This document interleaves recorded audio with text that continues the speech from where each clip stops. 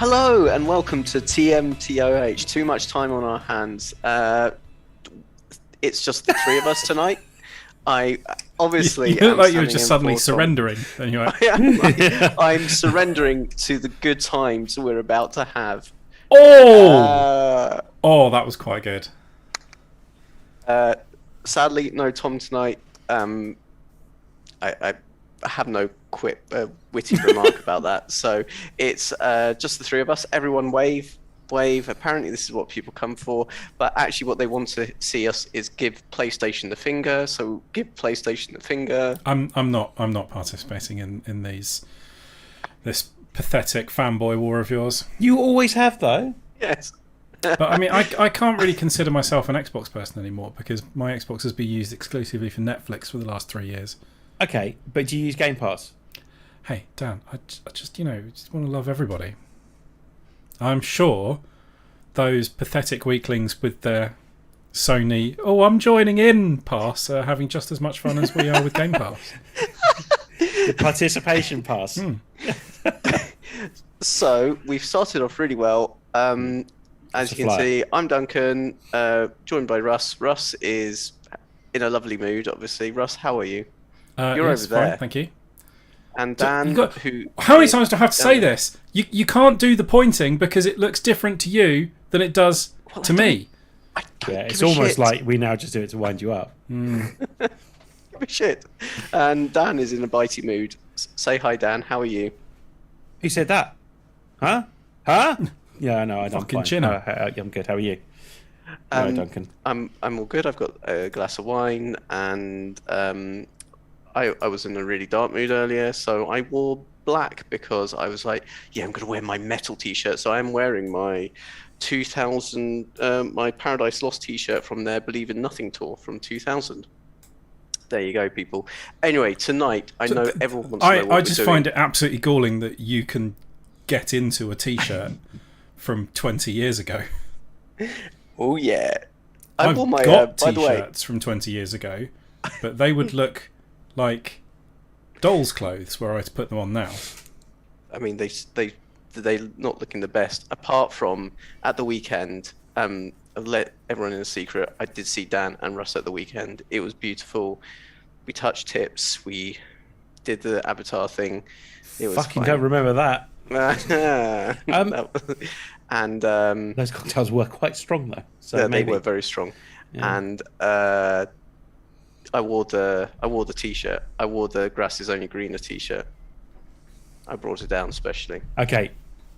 In the chat, this is the intro. Tell us exactly. If you don't tell us exactly what Duncan is talking about here, then he's never ever allowed to make in jokes like this again. I'm never going to. So if you can tell us in the chat exactly what Duncan is talking about, he's allowed to make these jokes. Sure, this is a perfectly acceptable joke that will be widely understood by large swathes of the people that were in the sixth form common room at Verulam in 1998. Verulam, by the way, in case you didn't wonder, is a school we went to. So, you know. Yeah, 1996 I got that t-shirt. Right, so tonight, everyone is very excited about this.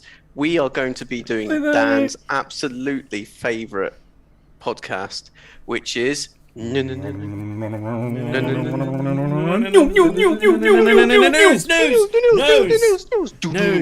Dan, over to you. I would say the 6 o'clock news should update their intro music to that, but to be fair, the BBC News tune is a banger. It is. Can we just point out as well, we're not going to be talking about actual news because that is fucking awful at the moment. So it's just a parade of shittery at the moment, isn't it? It's horrible. It is genuinely. Let's move on. I reckon we could just cover 2 things for the entire podcast. I've got other news as well. There's stuff to talk about. There's things happening. Things are going on. So let's start with reasonably important news. Actually, thinking about it, Ms. Marvel's first reaction arrived online. It's on comicbook.com, like most of the news will be. First reactions to Ms. Marvel have arrived online, and people are liking her MCU introduction. Kamala Khan has been a highly requested character for years now, and she's finally getting her own show.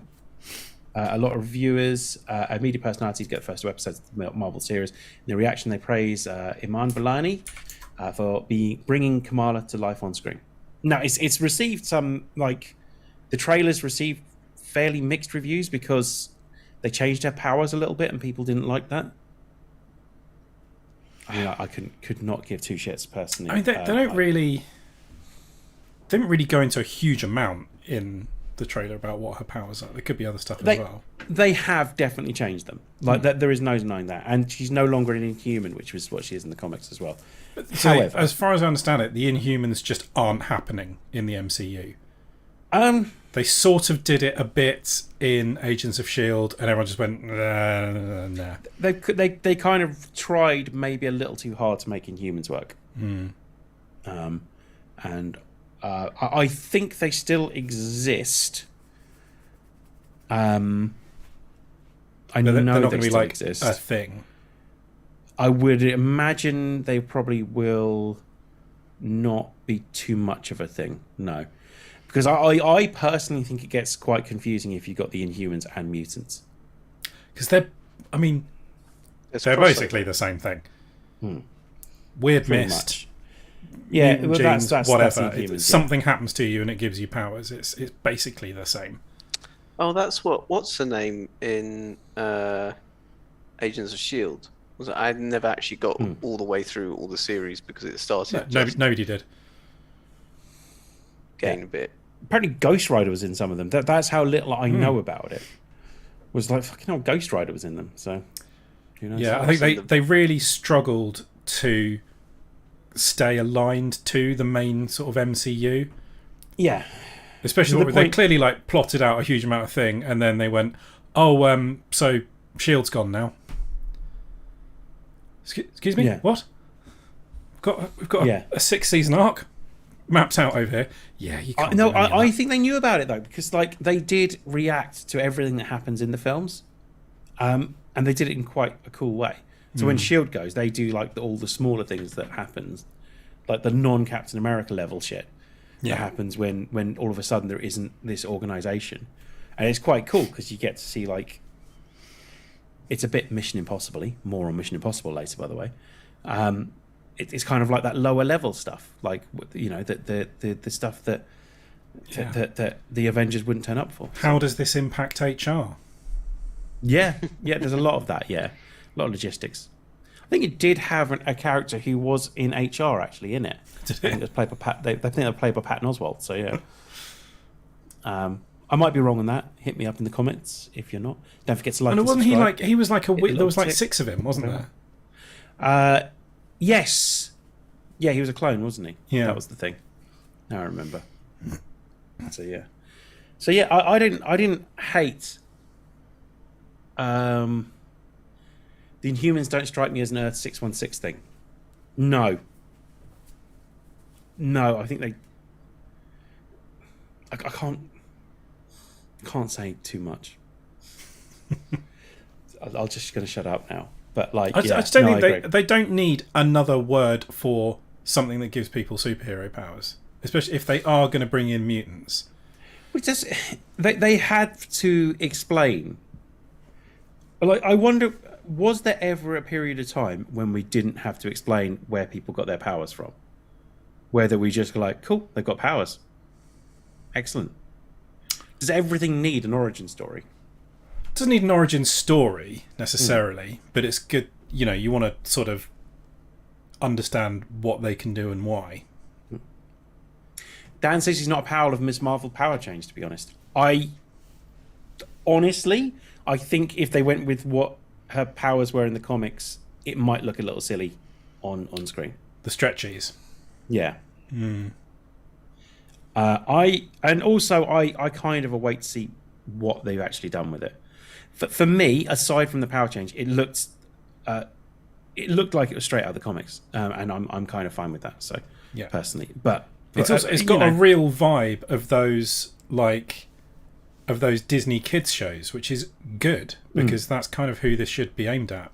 But it looks like those sort of like all those things Zendaya was in before she was MJ, and all those sort of shows that are on the children's section of Disney Plus. It really looks like one of them. Yeah, which I think is good. The superhero. whole point of this is to encourage young people that may have been missed by other superhero characters to say that, well, here is a character that someone that hasn't necessarily been represented very well, or a group of people that haven't been represented very well previously. And if that can hit some kids and make kids think, you know what, I can dress up like a superhero and that's fucking awesome, then I'm all for it. Then let's just... I get a feeling this is going to be aimed more at... Moon Knight was aimed at adults. We can have Moon Knight. And I get the feeling this will be aimed slightly more kiddie. Yeah, definitely. We haven't talked about She-Hulk yet either. I've totally forgotten about that, have we? Well, is there no, something out for She-Hulk? I haven't seen that. I just saw the trailer. Oh, yeah. Cool. I quite like it. I know it's been getting... Yeah. Love the trailer for She-Hulk. Yeah, I don't think it looks as bad as people are saying it does either. I think it looks all right.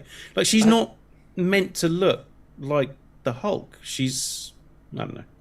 No, I love it. I love the trailer, mainly because I actually really like Hulk Agents of Smash, and in that it actually looks how they did She-Hulk in the trailer looks very much like She-Hulk in their cartoons, but she is meant to be really smart, sharp, and obviously strong and athletic, but she's less likely to always lose her rack. Actually, to me, the whole thing just looked like the movie version of Agents of Smash almost. Yeah. Just because you got Hulk being like intelligent talking, but and not total rage fueled. But yeah, I think it looks smart. I think it looks really good. Lawyer by day, She-Hulk by day as well, by the looks of things as well. So it just looks.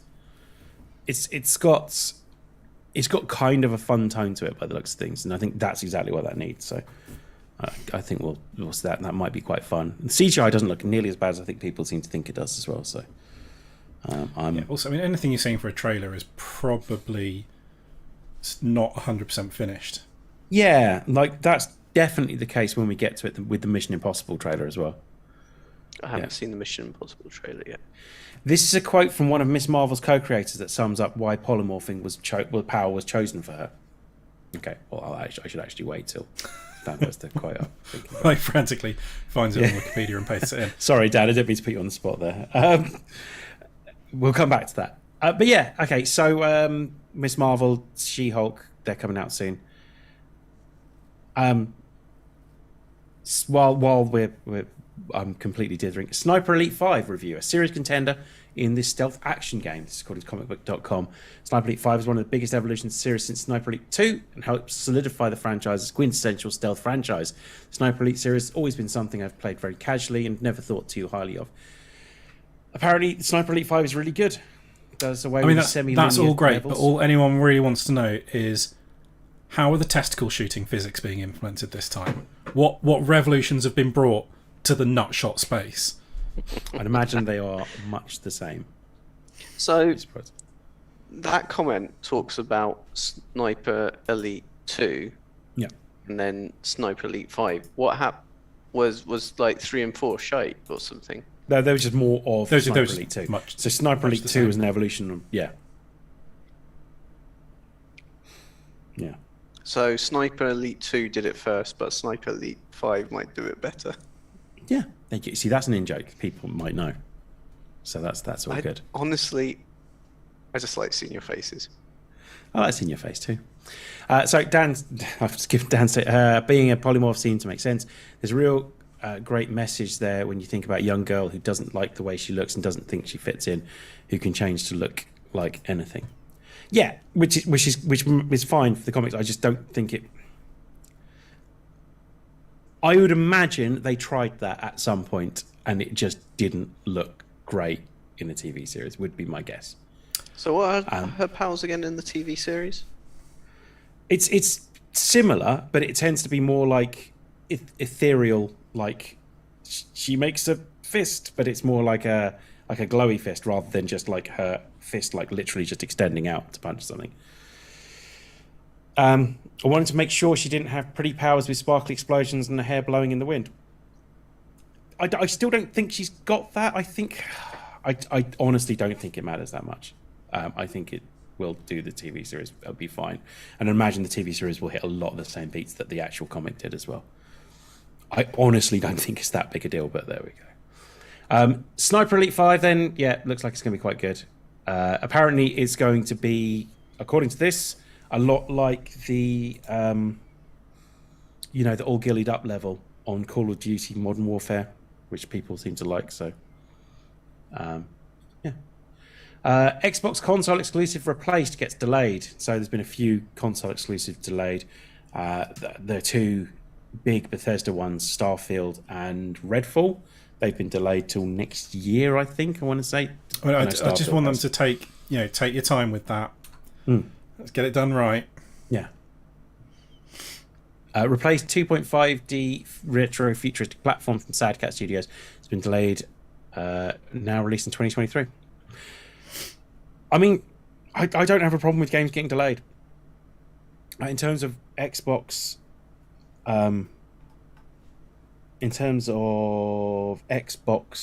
exclusives, I mean, last year we got Halo Infinite and we got Forza Horizon 5, which were two of the best games of the year last year, and I'm quite happy. Bear in mind, I haven't touched Halo yet. I'm in no hurry for games to come out. I've really stalled on Halo. I was doing quite well. Yeah. But unfortunately, I got to the point where you could unlock the tank as a drop at the Marine bases. So naturally, spending my time dicking around in the tank. And I mean, it's the right thing to do. I've lost momentum. Yeah. Yeah. So that leads naturally into where is this? Let's find it. Kotaku's article. I don't know whether anyone saw this. No, they've been at it again. That I didn't. After years of hype, the Xbox Game Pass burnout is here. So apparently, a drought of AAA games has spurred some to unsub from Microsoft Games on Demand service for now. So the headline, admittedly, might not have been written by the same person that wrote the article, which seems to happen an awful lot. Oh, they almost never are. Headlines are a sub-editor's job. Yeah. But essentially, it's based on one tweet about someone saying they're resubbing. They're unsubbing from Xbox Game Pass for now because there just aren't the games there. Yeah, but like I do that. Like, yeah, I haven't there's necessarily nothing done it wrong with with Game that. Pass, but with all the streaming services, and Game Pass is just another streaming service. There's too many to keep them up all the time. So you turn them on and off depending on what is available on what platform at what time and when you want to use it. I don't really. It's like, I don't go to every supermarket every time I need something. No. So this is from Kotaku. Typically, when Game Pass starts trending, it's either because it scored a killer game or some influencers concocted a viral joke that ultimately does nothing other than hand a $2 trillion corporation 2 days of free marketing. Over the past few days, however, Microsoft Game on Demand programs start trending for another reason. Players saying they're unsubscribing for now. Burnout largely comes down for subscribers saying that Game Pass isn't delivering on its value proposition. There's like 200 games on there now, and they promised 100. So, it's fine. For a monthly fee, Game Pass grants access to a Netflix-style library of games that you can download to your Xbox or PC, or in some cases, stream to compatible devices. The big selling point is this. Every first-party Microsoft game hits the library at launch, meaning subscribers get access to, at no extra cost, to Marvel's prestigious first-party releases like Halo Infinite or Forza Horizon 5, both games that came out. One of them came out 6 months ago, and one of them came out 8 months ago. It's fine. Earliest month, but it's basically because a couple of games have been put back that were the big releases for Microsoft this year. So as a result, it's if you want to, I do not blame anyone for saying there are no games on this that I want to play at the moment, so I'm going to unsubscribe until there are games on there that I want to play at the moment.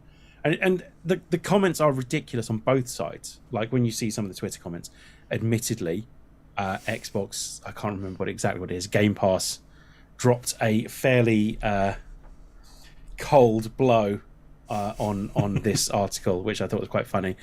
But honestly, can't remember it. I am very tired. I do apologise. But either side of it, it's as simple as if there are games on there that you want to play right now, stay subscribed to it. If there are no games that you want to play on there right now, why not cancel it until there are games that you want to play?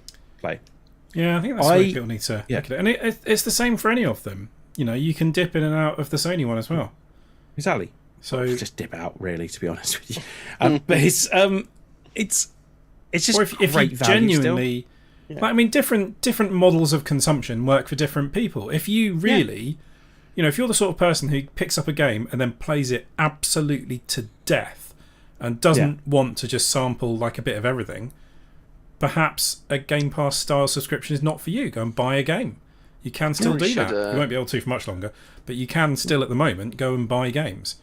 So you know, that works fine. Game Pass. This is clearly something that's just got, like, it was a slow news day and they've put in something clickbaity and argument forming because that drives eyeballs to advertisers.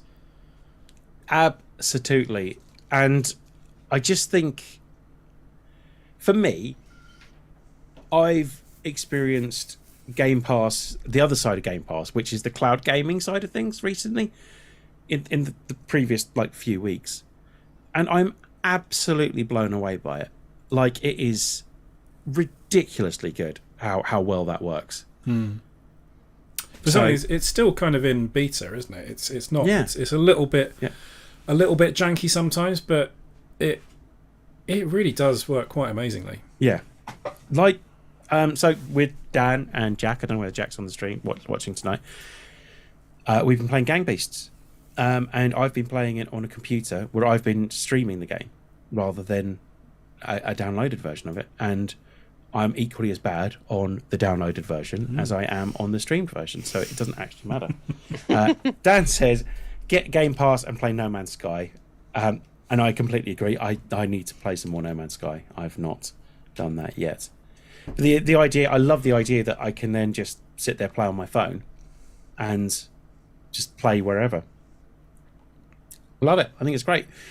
For me, this is kind of like a hammer blow to me because, I think, Game Pass is actually really good. I'm experiencing more facets of Game Pass than I have previously, and I'm loving it. So, Paul says, has it got to the point where we'd rather be surprised by a game being brought forward? Positive PR, any putting a game release back is bad PR, even if it's for the right reasons. Yeah, you're always going to get idiots that aren't going to like a game being put back. And I think it depends what it is. I think it depends how you react to something as well. Yeah. I think the ideal world would be that they don't say when a game's coming out. Basically they have to, because investors need to have roadmaps of this kind of thing, and you will not get any investment if you don't have a timetable of product launch sale points mapped out. I think everyone would rather just not say, we're working on this, it'll be ready when it's ready. Certainly from the development side. But, which is what CD Projekt Red promised and then did not deliver. Yeah. Because then you just get a nice surprise where you're like, holy shit, Starfield's out. Yeah. 2 or 3 months of marketing and then you're good to go. But it won't be like that because it just it wouldn't work from the financial side of things. Yeah, I agree. Game Pass, get it. I don't care. It's great. Don't get it. Who gives a shit? Still better than the PlayStation one. News. News. Dungeons and Dragons delay upcoming book release. Good God, there's a lot of D&D books coming out over the coming months. They really are, aren't they? Utterly bonkers. Yeah. It's a bit Warhammery for my liking. Yeah, but I mean, is it a new edition or is it just another?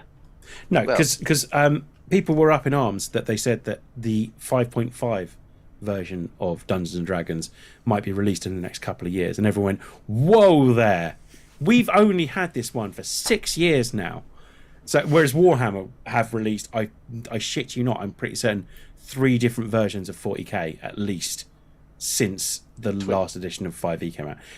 However, 2015 was the last one that we picked up, and I think that was 6, and now they're on 9. I've got 7 from 2015. Yeah, I think at least. Maybe. Are they on 9 or 10? I can't remember. They're on 9 at the moment, and then obviously they're doing the Horus Heresy stuff, which will link probably seamlessly. The one we used to play back in the day was 3rd edition, wasn't it? It was, yeah. Jesus Christ. Yeah. Yeah, so they've just released Monsters of the Multiverse, which is a compendium of other books, basically, with updated character race rules, updated other stuff as well. It's probably worth having a read at some point. But also then there's Journey Through the Radiant Citadel, which has been put back to July 5th. Additionally, campaign case terrain. And then 2 other products coming out. Spelljammers, which looks fucking awesome. Spelljammer Adventures in Space is coming out soon as well. Mm-hmm. It's just a lot in the space of like 3 months. Do you remember, you don't have to play all of it. No, and I'm not going to end up buying all these books because that's ridiculous. So When's that stopped you in the past? True, but it just is. It's just a lot. That's all. Like in terms of, it just feels like I quite liked it when it was like, here's a book every couple of months, and that kind of works out quite nicely because you get something new every so often. But they've really ramped it up. It feels like.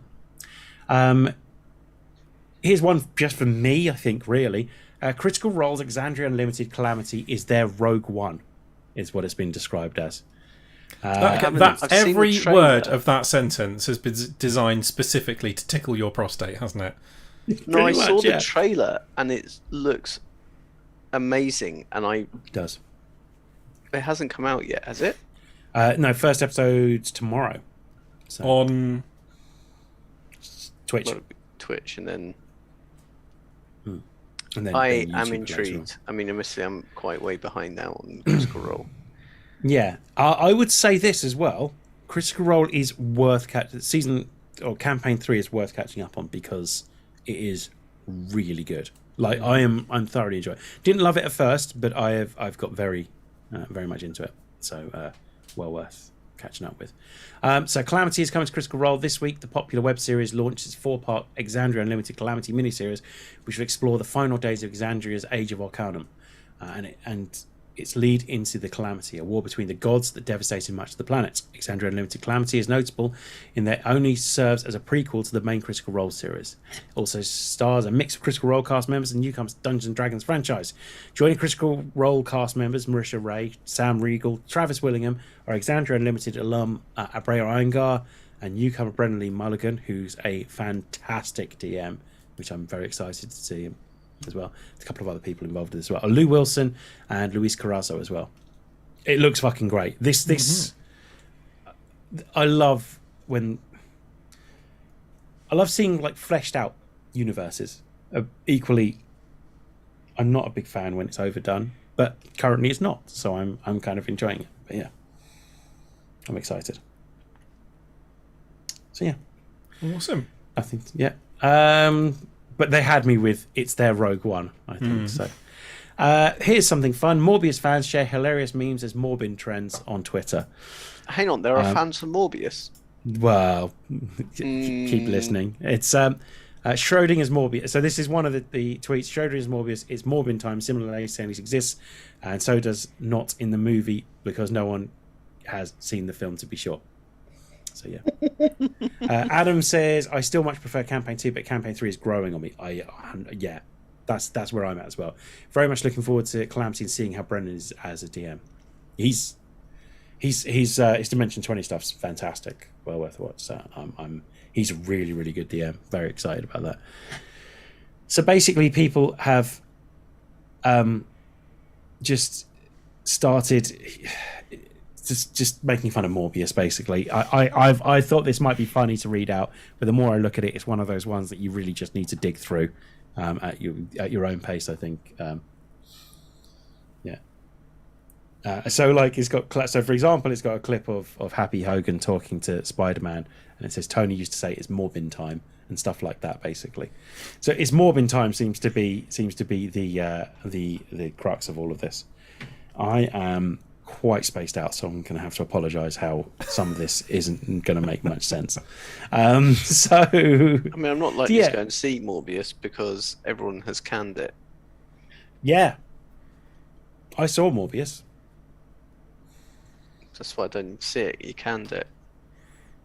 Do you want me to? I mean, I can talk you through everything that happens in that film if you like. Nope. I mean, I've heard some. I listened to the Empire like spoiler podcast about it, even though I haven't seen the film, because it's just enjoyable to hear them pull it apart, and it sounds like it was a bit of a mess.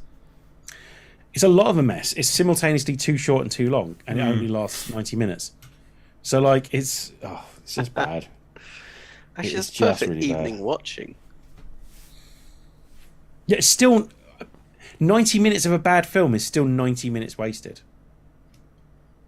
That is true. Yeah, it doesn't sound like it's sort of enjoyably bad, like campy bad. It just sounds like it's a bit of a mess. And I went because I was hoping for enjoyably bad, and I got bad. I might stick with working my way through Moon Knight and Pokemon 100%. Indigo League. Okay, well, definitely the Moon Knight stuff, but I couldn't really advise you on Pokemon, I'm afraid. Yeah, you could. I don't know much about it, so. I like Seth Green, but this is still quite funny. Seth Green's Bored Ape NFT animated series in jeopardy after scammer steals and sells his NFT, so he no longer has the rights to it.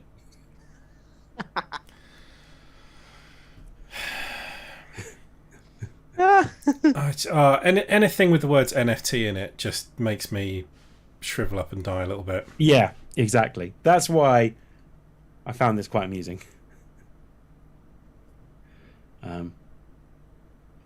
Yeah.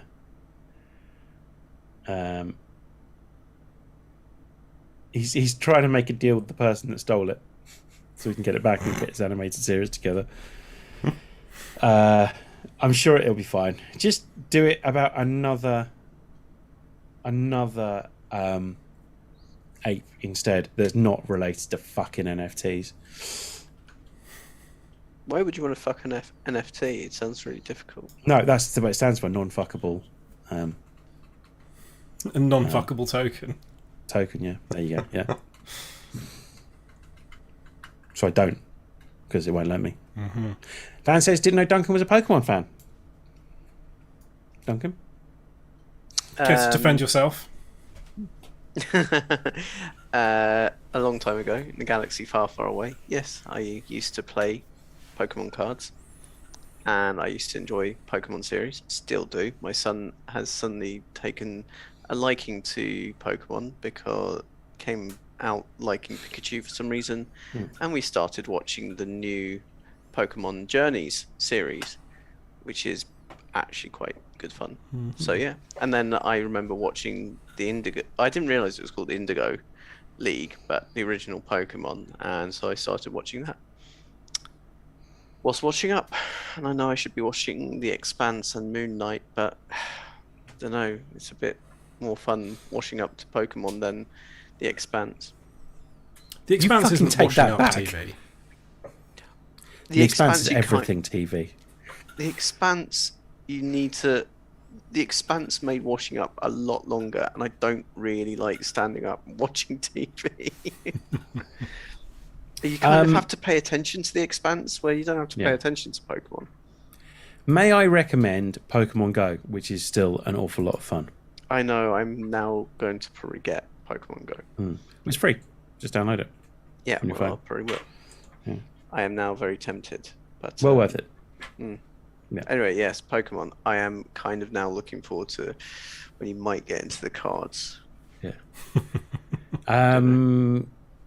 Dan says you should give Pokemon Legends of Arceus a go. Arceus or Arceus? It's not Arceus, is it, Dan? Let's be honest. That was there Dan are so many Pokemon series. This is a game. So yeah, it's Oh, Breath is of the it? Wild meets Pokemon. Yeah, it's on Switch though, so Well, I haven't got a Switch. which is So- unusual because we've always had nothing but kind words to say about the Switch. So I mean, I would love one, but at the moment that's not happening. I do love my Switch. To be fair, I know. I It's know fucking you've great. always had kind words all about the Switch, never said anything bad about it. Now and no one ever wound you up or took the piss out of you when you got the Switch. Yeah. And then everyone got the Switch, apart from Yeah. me. But I still didn't take the piss. Pokemon Go, Adam says. Adam says Pokemon Go is great unless you're using your child's account who can't send gifts. All the tasks now require sending gifts. This is also true. I also ran out of Pokeballs. Oh no. How'd you get more Pokeballs? Pokemon. You need to go to No. Pokestops and get more Pokeballs. So I could just do that, but yeah, I don't play it all the time, but it is fun every now and then. So do you have to actually physically walk to a Pokestop to buy things? You don't buy them; you just spin the Pokestop and you just get a load of stuff. Okay, but do you have to actually like go to it? Yes, you have to use your. Yes, you have to. Yeah. It sounds dreadful. I might It's- get them to do a walk then. Yeah. Oh, let's just give it a try. It does. I mean, honestly, if you're into that sort of thing, actually, it does sound like pretty good fun. I just do not understand why they haven't integrated it into a full game yet, where you can sort of go and catch Pokemon in real life and then use them in a full Pokemon game. Because this is now a free to play game, so like they are. Yeah, but like very if you want to much actually charging for certain use things. the ones you catch, you can have a paid game as well. Yeah, but then they can also then go just release another game instead. True. I mean, I'm sure there are cleverer people than me at Nintendo who have thought about this. You'd have thought, but maybe not. Maybe this is your opportunity, Ross. Get in there, go on some of that sweet Niantic money or whatever it is. Here's something fun for anyone that listens to the Gridiron Gentleman, I suppose, as well. Cleveland Brown Stars playing Dungeons and Dragons game for charity. So, Mars Garrett, Wyatt Teller, and Johnny Stanton are playing Dungeons and Dragons this week in a charity game to benefit Red Nose Day. 3 NFL players will be joined by popular tabletop streamer Bray Iyengar again, Ife Nwadwi. I've probably got that wrong, and I do apologise. But it's fun. We've got some NFL players playing Dungeons and Dragons. That's fun. Isn't there a Dallas Cowboy player? Hey, no, that's he's played it before. You're thinking of Travis Frederick, who played Yeah. with Travis Willingham. Yeah, Yeah. I think that was Jox Machina. So yeah. Nice.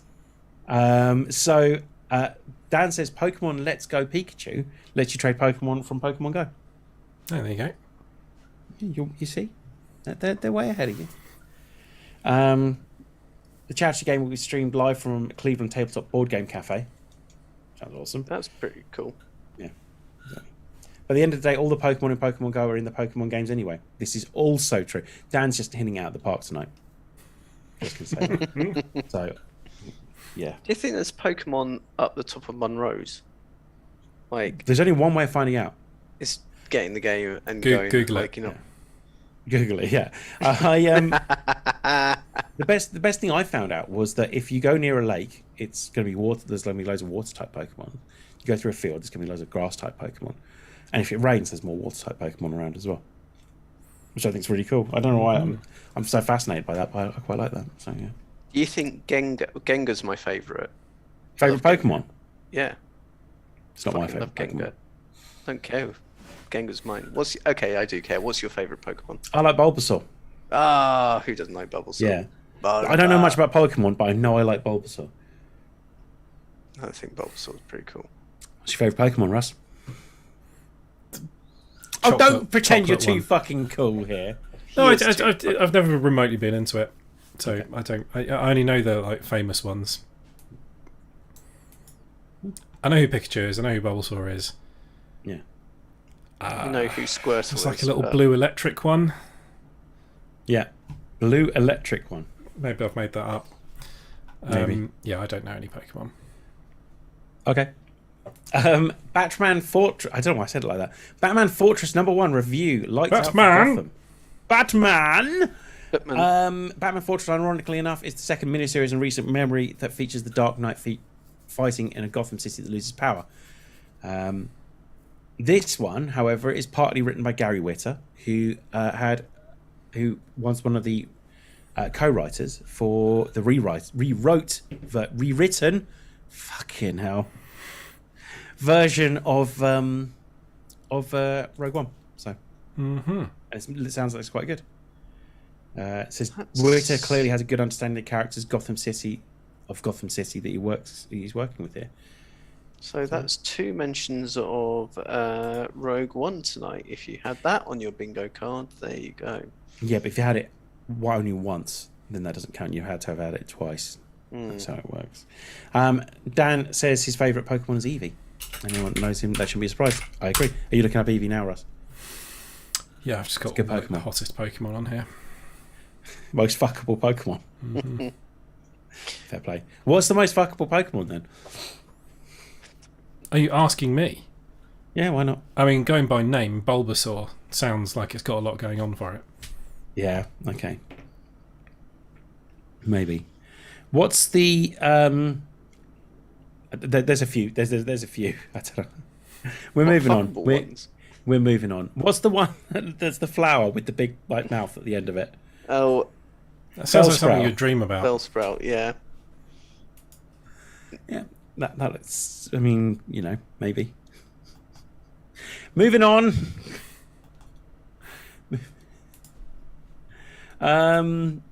This is one for you, Dan. Hope you're listening. No Man's Sky's Leviathan update adds time loops, space whales, and more. A No Man's Sky developer, whales. I know, right? A developer, Hello Games, has released a new free update for the space exploration video game that, among other odds and ends, brings space whales and a time-looping roguelike expedition. Leviathan, which is now available now, with the expedition associated with it. Now, with the expedition associated with it slated to run for another around 6 weeks. It's the latest major free update to video game, which shows no sign of stopping anytime soon. So there you go. Cool. Bit of No Man's Sky news for you, Dan. You're welcome. Critical Role we've already discussed. Right, the major news, I suppose, with 5 minutes left of the podcast, or just over 5 minutes. Yeah, I know. So we go Mission Impossible or Thor first? Mission Impossible. Yeah. Let's say Mission, because we have already talked about Thor. Yeah, a little bit. So, Mission Impossible. Dan says he's playing the Leviathan Expedition right now. Yes. Good on you, Dan. Yeah, I need to play some No Man's Sky. I will get into it. Mission Impossible, I can't quite believe they're still good, I think this one's called. Yes. But it looks cracking. It looks like a Bond film, this one. Like, more like a Bond film than the other ones look like Bond films. And they all kind of look like Bond films. It's also stuffed full of references to the first film. Yeah. There's lots of little bits, like him came on out top of the 20 train. years ago? Kittredge is back in it, who's like the boss guy from the first movie is back in it. I haven't actually watched the trailer yet. And there's a couple of other little references that I spotted to the first movie. Looks good though, doesn't it? It looks really good. I mean, very light on sort of plot detail, but this looked like a that. lot of quick snippets of some of the set pieces, basically. Yeah. Most of this. But I don't really have it. Like the last few have been like kind of an arc, haven't they? Yeah. So this is obviously sort of starting something new.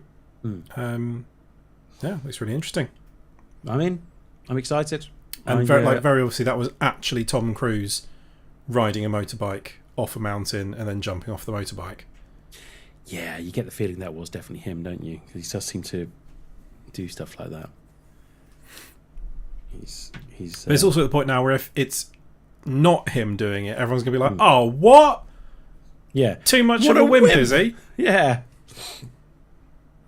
Whereas I think you sort of forget that, like in a normal movie, like if somebody needs to slightly trip over, they would get a stunt person to do that. Yeah. Not because it's something inherently insanely dangerous, but just because if your star breaks their ankle by accident, that stops filming for 6 weeks. So it is very ridiculous what he does on these movies.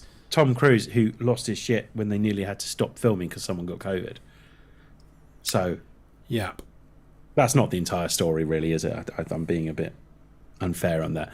What actually happened was someone went out and broke COVID regulations, and Tom Cruise was right to feel a bit annoyed about it because breaking COVID regulations is pretty serious, especially like in the midst of a COVID pandemic. Especially if you're someone of some kind of power, maybe someone quite high up. Admittedly, it's not as bad as if he'd actually set the rules and then broke the COVID regulations. So they're calling this Because one. that he probably wouldn't get away with. They are specifically calling this one Part 1, Yeah. which is a bit ridiculous for I think the 9th movie in a franchise. But So it's it's called Dead Reckoning Part 1. So they've clearly got like a lot, planned out. Yeah. They filmed both parts at the same time, didn't they? Yeah. Oh, Well, it I'm looks- excited. Yeah. And there's a bit where he's driving around in a Fiat 500, Yeah. like an old Fiat 500, which looks pretty good. It does look really cool. Really cool. So Mission Impossible looks fun. I'm very excited about that. I'll go see it again. I loved the last one. I thought the last one It's a was great. samurai sword. The last one was genuinely incredible. Katana. Yeah. With Henry Cavill reloading his fists. Fucking, It's always fun. you don't like how do you top a moment like that? He's never With going to do that- anything better than that. Incredibly plot-centric mustache, which was vital to the plot. To the But point like, where I mean, there's no aren't way you glad could they change it. insisted they ruined Batman versus Superman: Dawn of Face or whatever the hell it was called because of that mustache? But it was 100% worth it. Yeah. Well, you thought just have so. to think of which is the better film. No, Mission Impossible is the better film. Well, exactly. We, Better we film, covered- better mustache. That trailer is phenomenal. yeah. Yeah, it looks fun. Yeah, very excited. Talking of phenomenal trailers, Phenomenal. Yeah. Phenomenal. what is it? The final Love and Thunder? It's like the second one. And Second the one first in one like came 2 out weeks, like 2 but weeks ago. Yeah. There have been complete radio silence on this movie for a really long time. People were starting to get a bit jumpy. Yeah. But this is more of you get a bit more story in this one. We get to see Zeus and Gore in this Yeah. one. Who looks Load of people pretty complaining cool. about how Gore doesn't look like Gore in the comics. Oh, for fuck's Come sake. It's on. not a... Jesus Christ. It's not a fanboy. This is not Rise of the fucking Skywalker. Thor fucking doesn't look like stuff. Thor in the comics. No. But I quite liked it. I love the sort of the desaturated effect that they seem to have gone for around him. Like he just sort of drains all the colour out of the scene. I'm kind of here for just Korg reading a fairy story, fairy's tale. Yeah. I just love that. too. I mean, I was sold with the first trailer. I'm even more sold with just the storytelling. It's got Korg in it. It's got a dick joke in it. What more could you possibly want? Exactly. It's got some nude Thor action in it. It's got a kind of chubby-looking Russell Crowe, but doing his kind of gladiator. Well, not it's his name from Gladiator. Anyway, Maximus Decimus Aurelius. yeah, but he wasn't quite. He was doing more. Is it? No, Oliver he's doing like a Stone? Greek accent, which is appropriate for Zeus. No, but no, I was not not his who he played in Gladiator, but was it Oliver Stone who was the? No, Oliver Stone was Really? like the sort of the trainer. trainer guy that he. Oliver. It wasn't Oliver Stone though, was Is it? it Oliver Oliver Reed. Reed? Oliver Sorry. Reed. I was about to say, yeah. I don't know where Oliver Stone came from. Sorry, Oliver Reed. Yeah. Yeah, he's looking a bit like him, Yeah. which is not a necessarily bad thing. It looks so good. I've got a weird feeling Zeus isn't going to last that long in this film. Like that, yeah. Interesting to see what other gods they bring into it as well. I mean, yeah, like they're like with between that and Moon Knight, they're going full on of like, yep, pantheons of ancient gods, bring them in. we can do Yeah. this sort of weird shit now, which is Yeah, pretty definitely. cool. Yeah, I'm excited about it. I'm excited about that. That's all I've got news-wise, guys. Anyone get anything else to add? No. News. No doors. I don't know, we got any news. I watched the. I finally got around to watching the last episode of Derry Girls this week, which was fucking amazing. Cool. That is it is one of the best shows I've seen in a really long time. That. Yep. And Not up against much, though, is it? Really? well, no, but like honestly, like the last 15 minutes of Derry Girls, I can get Boris Johnson to sit and watch that. Yeah. Yeah, I can. I don't even know what happens, but I can kind of imagine what happens. It's definitely honestly, it's definitely if you can find the time. It's only like 6 episodes. The last one is an hour long, but it's absolutely amazing. Did you see some episodes of Stranger Things are going to be like an hour and a half long? I mean, who's possibly got time for that? Me, actually. I don't, but I'll watch it. So Yeah, I think that basically like, yeah, we're going to do each episode as a film. yeah, Fair enough. yeah, I don't entirely understand that, but I mean, you know me, I will watch it because it's Stranger Things and it's excellent. But you know what I'm talking about, don't you, Russ? Absolutely. Yeah, I know Yeah. all the things, how strange they are. Yeah, and they are really the- strange. In the flippity up, it all goes weird. Yeah, Flippity up. that's it, isn't it? Yeah, why not? Eh? Or it's an odd, and then Yeah, And then there's a Vecna thing. appears. yeah, Vecna. It's going to be in it. Yeah. I will probably get around to watching it at some point. Bullshit. I'm just laying it out there. Bullshit. No chance. You're never going to watch It's it. just not time. Well, news. I got my Mamma Mia, Here We Go Again, last podcast on the left ticket through. Woo! Me too. So I'm well excited to go and see them. I've just finished listening to Blackbeard Part 3. It might be one of my favourites. Oh, it's just like, oh, actually, that makes Pirates of the Caribbean really quite accurate. It's really weird that the first film is Johnny, and you just go, oh, Jack Sparrow is basically Blackbeard. Yeah. And I mean, or Barbossa, and no, Sparrow is Blackbeard. Yeah. And it's just, and it's just actually given me a much greater appreciation of maybe the first Caribbean of Pirates of the Caribbean. Yeah. Yeah, me too. It's just some of the stories are amazing as well. It just kind of wants to. He was like listening to it, going, I kind of just want a new series about it, not like I don't know, maybe a TV series, because because the story itself, that how they did it, it was just such a brilliant arc. From what I understand, This Flag Means Death goes into it quite well. So Yeah. I need to watch that as well. I've heard nothing but good things about that. So Yeah, So, yeah, I it's know. I on the now list. need to. It's just, yeah. I just love these history of crime kind of Yeah. stories. It's just Well, it's they've just kind of amazing. they've kind of done a sideways move with some of this stuff into like just straight up history episodes. Like it's dark history. It's things like the plague and Billy the Kid and stuff like that. But it's still just really, really well done. Big Yeah, fan. I mean it's kind of like legendary criminals Yeah. more that Bonnie and Clyde. They Yeah. did them as well, didn't they? Bonnie. I like the Bonnie and Clyde series because Me too. it's sort of like it's a cross between their true crime, how they do cover serial killers, but then it's also, well, we're going to bust the myths, and I know it mixes Mythbusters and stuff, but oh my god, the Blackbeard one was. I think I genuinely think it's probably in like my top 5 series they've done. They've really It pulled is them out. really good.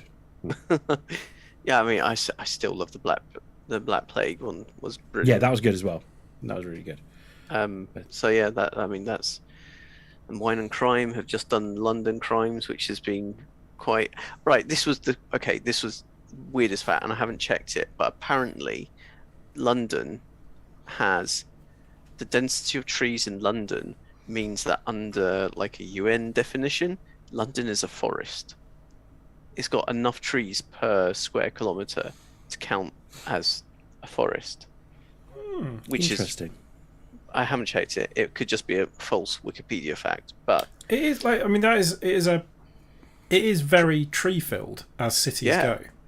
Yeah. You know, you can pretty much always see something green from wherever you are in London. It's one of the best things about it.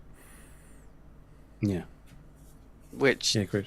so London is technically a forest, but I know that's not really related popular culture news. I felt like there was probably something. If you want some good London stuff, geeky YouTube channel recommendation, Jay Foreman's series Unfinished London is hilarious and fascinating. Really, really worth a watch. It's just done one about why there's no bridges east of Tower Bridge. And why is there no bridges east of Tower Bridge? Various reasons, factors. Well, thanks for that. Yeah. Okay. I mean, really traditionally it was because that was you couldn't. That was where all the docks and things were, so you couldn't put bridges across there because ships needed to get past. But even though that is less of an issue these days, there still aren't really any bridges until you go out to like the Dartford crossing. Didn't know that. That's really interesting. Yeah, there it's a was really one- good series. There was one other. I mean, this is not news, but it kind of is because I haven't been here since Eurovision, and obviously the biggest news is that Germany probably phoned their entry in because the entry they could have had, it was just too fucking awesome. So I would highly recommend that everyone look up Pump It by Electric Callboy. So we're behind on this one, Duncan, because I spoke to someone that regularly goes to metal clubs, and they were saying this band is like the hottest thing. Like I he understand does why. DJing, and he says that this is what he gets asked for more often than not, which is Hyper by Electric Callboy. But I prefer Pump It personally, which was, according to my friend, potentially a candidate that it was up for the vote to be Germany's entry into the Eurovision Song Contest, and they decided, because there's a few naughty words in it, that they'd go with whatever the fuck they went with that got them 6 points instead. Now, if they'd have gone with this, I would have fucking voted for it myself. But they still wouldn't have won. You reckon? And I think I think it was a good strategy, and Electric Callboy should try again next year, because I think they're hilarious. And Spaceman. Okay, Spaceman has so many. The video to Spaceman by Electric Callboy has so many sci-fi little nuggets in it that it's brilliant. You don't even need to understand German. I mean, read the lyrics. It's funny, but like it references Interstellar, obviously references Star Wars, references Total Recall, references Men in Black, and references Armageddon. It's pretty smart. Nice. So, anyway, I suppose we better wrap this hot pile of news. Steaming hot news. Rewarmed in the microwave. That is TMTOH. Oh, lovely. Dan, where can people find us and other episodes? I've had one glass of wine. Marveling Marvel. Is anything happening with Marveling? Not yet. No, we're working on it. Nothing for a while, but we keep putting it back and we keep adding things to the list of things we want to talk about. So currently on the list is everything since Spider-Man, basically. So that's Moon Knight, Batman, Peacemaker, like everything we've all watched, but we haven't had a chance to sit and actually talk about it. So Paul says Latvia's entry, Eat Your Salad, didn't qualify, and it was far the best song of all of them. Oh, I love that song. The opening lyrics were genius, and the chorus. Anyway, right, yes, I agree. Latvia should have got through. It was a criminal. It was just wrong that Switzerland got anywhere near that. Going back to episodes, though, all of the current episodes are now up. So I caught up, and the plan is to stay ahead. So Nice. That's the Stick thing. with the plan. It's never gone wrong so far. You can find us on all the socials at TMTOH on Facebook. Does anyone use Facebook anymore? no, Not really. No, Because they turned out to be completely evil. yeah, I mean, I'm still on Facebook. But anyway, at TMTOH on the Twitters, at TMTOH on the Instagrams. We're not on Tumblr because it's just defunct. And we're working on TikTok. I've got some ideas. Dan is Oh, working on God. TikTok. Yeah, I kind of now want to know more. So is that all this? Is our tagline in all of them at TMTOH? Yeah. It is, isn't it? Yeah. I mean, I follow them all, so I should know. Apart from on TikTok, because I'm not on TikTok because I'm not hip young. oh and my cool. god, no! TikTok is an absolute time sink. It's a lot of fun, but yeah, you'll just lose yourself on it. There is someone that does do a really cool. She then posts them up on Twitter, but she does do like mini videos of interesting facts about most random marine creatures. She is one of my faves, and she's a massive Star Wars fan, so she's really cool. She's a PhD student, so you've got to feel sorry for her. Yeah, I mean, it's just sadomasochism, really. No, sadism, masochism. You're just masochist. Right. So, thank you for putting up with me rambling on. Going to say goodbye to Dan because Russ is Goodbye. wetting himself. Bye, Smooth Dan. as ever. Bye. Bye. Say bye, Russ. Bye, Russ. Bye. And it's good night, goodbye from me, Russ. Cue the music.